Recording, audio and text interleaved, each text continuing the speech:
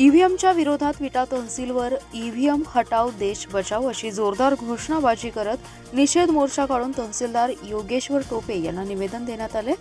महाराष्ट्रामध्ये विधानसभा निवडणुकीचे निकाल लागलेत आणि महायुतीची सत्ता ज्या पद्धतीने आली याबाबत लोकांच्या मनात संभ्रम आणि रोषाचं वातावरण आहे। या निवडणुकीमध्ये ईव्हीएम मशीनमध्ये घोटाळा करून हे सरकार सत्तेत आले अशी लोकांची जनभावना झाली आहे। ज्या मतदारसंघामध्ये उमेदवार निवडून येणार नाही तिथे उमेदवार निवडून आलेले आहेत आणि जिथे उमेदवार 5-10 हजार मतांनी निवडून येणार आहेत तिथे 78,000 मतांनी उमेदवार कसे निवडून येतात हा लोकांच्या मनात प्रश्न उभा राहिलाय। अशा पद्धतीने जर निवडणुका होणार असेल तर हा लोकशाहीचा खून आहे। लोकांचा लोकशाहीवरचा विश्वास उडाला आहे आणि यापुढे निवडणुका तर लढवायच्या का नाही असा संशय निर्माण झालाय। ज्या बूथवर लोकांनी मतदान केलं त्या बूथवर 0 मतदान पडलेलं आहे। अशा बऱ्याच ठिकाणी घटना घडलेल्या आहेत। आपण केलेल्या स्वतःचं मत जर पडत नसेल तर ह्या निवडणुका कशा झाल्या असतील याचा विचार केलेला बरा।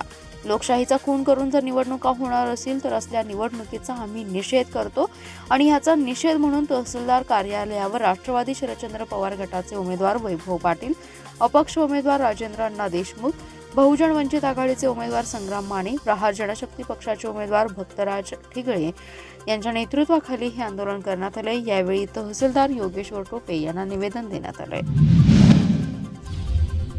अतिशय गजबजलेल्या मार्केट यार्डमधील तासगाव अर्बन बँकेच्या शाखेत मध्यरात्री दरोड्याचा प्रयत्न झालाय। 3 चोरटे सीसीटीव्हीत कैद झाले असून पोलिसांच्या तत्परतेने लुटीचा डाव फसला। मध्यरात्री 2च्या सुमारास झालेल्या घटनेमुळे परिसरात खळबळ उडाली आहे। विश्रामबाग पोलिसांनी घटनास्थळी पंचनामा केला असून कुकरी जप्त करण्यात आली आहेत। बँकेतून रोकडसह कोणताही ऐवज चोरीला गेला नाही। बँक व्यवस्थापक अश्विन कुमार बिरनाळे यांनी फिर्याद दिली आहे। सांगली चेंबर ऑफ कॉमर्सच्या इमारतीत सन 2017 पासून तासगाव अर्बन बँकेची शाखा आहे। या ठिकाणी 8 कर्मचारी काम करतात। काल नेहमीप्रमाणे 6:30च्या सुमारास बँक बंद केली होती। मध्यरात्री 2च्या सुमारास चोरटे बँकेजवळ आले। 2 जणांनी शटर उचकटलं। त्यानंतर त्या ठिकाणी असणाऱ्या सुरक्षा अलार्मची वायर कापली। तसेच कोणाच्या नजरेस पडू नये यासाठी सीसीटीव्ही वळवले। त्यानंतर बँकेतील प्रवेश केल्यानंतर स्ट्रॉंग रूममध्ये प्रवेश केला, मात्र चोरट्यांना ते फोडता आलं नाही। दरम्यान बँकेतील सीसीटीव्ही वळवल्याने आणि सुरक्षा अलार्मची वायर कापल्याने अलर्ट मेसेज बँकेतील अधिकाऱ्यांना गेला। त्यांनी सीसीटीव्ही फुटेज पाहिल्यानंतर चोरीचा प्रकार दिसून आला। त्यांनी तातडीने पोलिसांना कळवलं। पोलिसांनी तत्परतेने घटनास्थळी धाव घेतली। पोलीस आल्याचं पाहून चोरट्यांनी पलायन केले। मध्यरात्री घडल्यामुळे या घटनेमुळे परिसरात खळबळ उडाली आहे। सांगली कृषी उत्पन्न बाजार समितीच्या वतीने नाफेड मार्फत सोयाबीन हमीभाव योजना खरीप 2024 ते 2025 चे खरेदी विक्री केंद्र मार्केट यार्डातील विष्णू खरेदी विक्री संघ येथे सुरू करण्यात आले। या केंद्राचा शुभारंभ बाजार समितीचे सभापती सुजय शिंदे यांच्या हस्ते झाला। या केंद्रात 4,892 रुपये प्रति क्विंटल दराने सोयाबीन हमीभाव निश्चित करण्यात आला असून पहिल्या दिवशी 70 क्विंटल मालाची आवक झाली आहे। मार्केट यार्डातील विष्णू खरेदी विक्री केंद्रात सोयाबीन हमीभाव खरेदी केंद्र सुरू करण्यात आले। बाजार समितीचे सभापती सुजय शिंदे यांच्या हस्ते हमीभाव केंद्राचा शुभारंभ करण्यात आलाय। पहिल्याच दिवशी गौरव सुकुमार चौधरी राहणार नांद्रे यांचे सोयाबीन शेतमाल विक्रीसाठी आणलेल्या पोत्याचं आणि वजन काट्याचं पूजन करून सोयाबीन खरेदी केंद्राचं उद्घाटन करण्यात आलं। हमीभाव खरेदी केंद्रावर पहिल्याच दिवशी 70 क्विंटल सोयाबीन शेतमालाची केंद्रावर आवक झाली आहे। या प्रसंगी विष्णू खरेदी विक्री संघाचे अध्यक्ष संग्रामदादा पाटील, उपाध्यक्ष सचिन वाडकर, बाजार समितीचे सचिव महेश चव्हाण, रमेश चौगुले, रमेश मस्कर, जिल्हा मार्केटिंग अधिकारी मगरे, खरेदी विक्री केंद्र प्रमुख सूर्यकांत शिंदे, बाजार समितीचे अधिकारी, कर्मचारी, व्यापारी, हमाल आदी जण उपस्थित होते। मिरज शहरातील बहुचर्चित छत्रपती शिवाजी महाराज रस्त्यासाठी पुन्हा मिरज सुधार समिती आक्रमक झाली आहे। रस्त्याच्या मध्यभागी दिवाबत्ती बसवण्यासाठी करण्यात आलेले सिमेंटचे कट्टे काढण्यास सुधार समितीच्या कार्यकर्त्यांनी जोरदार हरकत घेत ठेकेदारांच्या कामगारांना हुसकावून लावलं। छत्रपती शिवाजी महाराज रस्त्यासाठी मध्यभागी दुभाजक बसवण्याची मागणी मिरज सुधार समितीने लावून धरली आहे। संबंधित कामाचा ठेकेदाराने दुभाजक ठिकाणी दिवाबत्ती लावण्यासाठी सिमेंटचे कट्टे केलेले आहेत, मात्र दुभाजकाचं काम रखडल्याने या सिमेंट कट्ट्यांना धडकून अपघात होता। त्यामुळे मिरज सुधार समितीने मध्यभागी दुभाजक आणि खांब बसवण्याची मागणी केली आहे। याकडे दुर्लक्ष करून राष्ट्रीय महामार्ग प्राधिकरणाने दिवाबत्ती बसवण्याऐवजी अपघात होत असल्याचे कारण देत सुमारे 10 लाख रुपये खर्चून तयार करण्यात आलेले दिवाबत्तीचे सिमेंटचे कट्टे ठेकेदाराचे कामगार हटवत असल्याची माहिती मिरज सुधार समितीचे ॲडव्होकेट ए काझी, अध्यक्ष आसिफ निबाणीकर, शंकर परदेशी, नरेश सातपुते, वसीम सय्यद, राजेंद्र झेंडे यांना मिळताच त्यांनी कामाच्या ठिकाणी येऊन ठेकेदार आणि महामार्ग अधिकाऱ्यांना जाब विचारत कामगारांना हुसकावून लावलं. 15 दिवसात रस्त्याच्या मध्यभागी दिवाबत्ती न बसवल्यास आंदोलनाचा इशारा मिरज सुधार समितीच्या वतीने देण्यात आलाय. महापालिकेत सन 2011 ते 2012 ते 2017 ते 2018 या 6 वर्षाच्या कालावधीत झालेल्या लेखापरीक्षणाची 273 कोटींची रक्कम वसुली पात्र आहे. मात्र अद्याप ही रक्कम वसूल झाली नाही. 15 दिवसात ही कार्यवाही सुरू न केल्यास उच्च न्यायालयात याचिका दाखल करण्याचा इशारा नागरिक हक्क संघटनेचे वी द बर्वे यांनी दिलाय. ते म्हणाले, महापालिकेच्या कारभाराबाबत अनेक तक्रारी केलेल्या आहेत. त्या तक्रारींमुळे महापालिकेचे विशेष लेखापरीक्षण ही यापूर्वी झालेले आहे.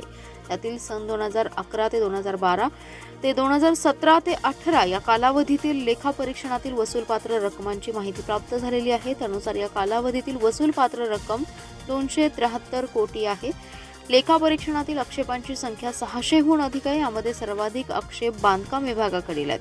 अन्य विभागांकडील लेखा आक्षेपांची संख्याही मोठी आहे. रकमांच्या वसुलीचे पूर्ण अधिकार महापालिका आयुक्तांना आहेत. या रकमाच्या वसुलीसाठी आयुक्तांनी तातडीने कार्यवाही करावी. लेखापरीक्षणातील वसूलपात्र रक्कम वसूल झाल्यास शहराच्या विकासाला हातभार लागेल. या रकमेतून अनेक पायाभूत सुविधा निर्माण करता येतील. मात्र केवळ संबंधित विभागांना नोटिसा धाडण्यापलीकडे काहीही कार्यवाही झालेली नाही. येत्या 15 दिवसात वसुलीची कार्यवाही सुरू न झाल्यास उच्च न्यायालयात याचिका दाखल केली जाईल, असा इशारा बर्वे यांनी दिलाय. विधानसभा निवडणुकीच्या आचारसंहितेमुळे जिल्हा वार्षिक योजनेतील सन 2024 ते 25 मधील प्रशासकीय मान्यता थांबली होती.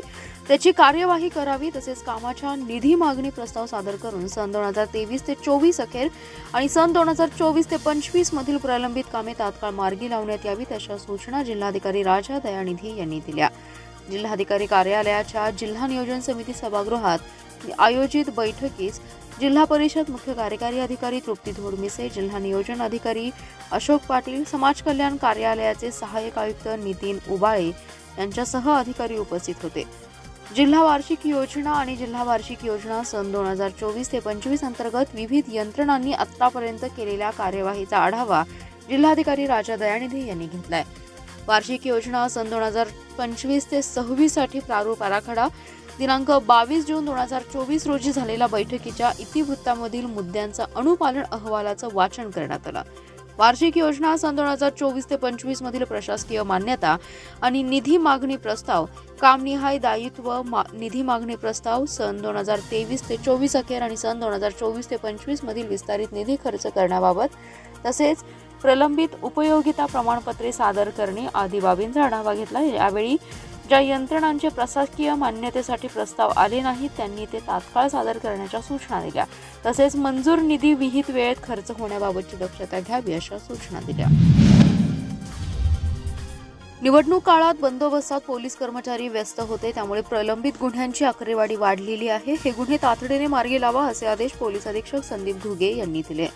जिल्ह्यातील सर्व अधिकाऱ्यांची मासिक आढावा बैठक घुगे यांच्या अध्यक्षतेखाली झाली. यावेळी निवडणूक काळात पोलिसांनी चांगली कामगिरी केल्याने कायदा व सुव्यवस्थेचा प्रश्न निर्माण झाला नाही, याबाबत जिल्ह्यातील सर्व पोलीस अधिकारी, अंमलदार यांचं पोलीस अधीक्षकांनी प्रमाणपत्र देऊन कौतुक केलंय. पुढील काळात सतर्क राहण्याच्या सूचनाही यावेळी देण्यात आल्या. गेल्या 1.5 महिन्यापासून पोलीस निवडणूक बंदोबस्तात व्यस्त आहेत. या काळात डोळ्यात तेल घालून पोलिसांनी बंदोबस्त केला. जिल्ह्यात कोठेही कायदा व सुव्यवस्थेचा प्रश्न निर्माण होणार नाही याची खबरदारी घेतली. या काळात घडलेल्या गुन्ह्यांचा आढावा पोलीस अधीक्षक घुगे यांनी घेतलाय.